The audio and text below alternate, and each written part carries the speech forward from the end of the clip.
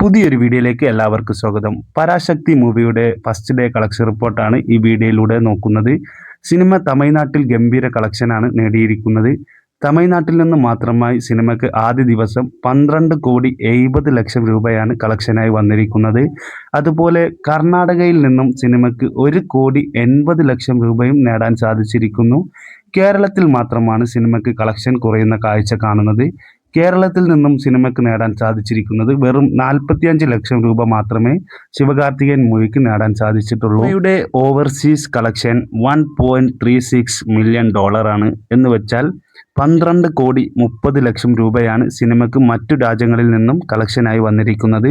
അങ്ങനെ total world wide collection 27,65,00,000 രൂപയിലേക്കാണ് ശിവകാർത്തികേയൻ മൂവിക്ക് ആദ്യ ദിവസം നേടാൻ സാധിച്ചിരിക്കുന്നത്.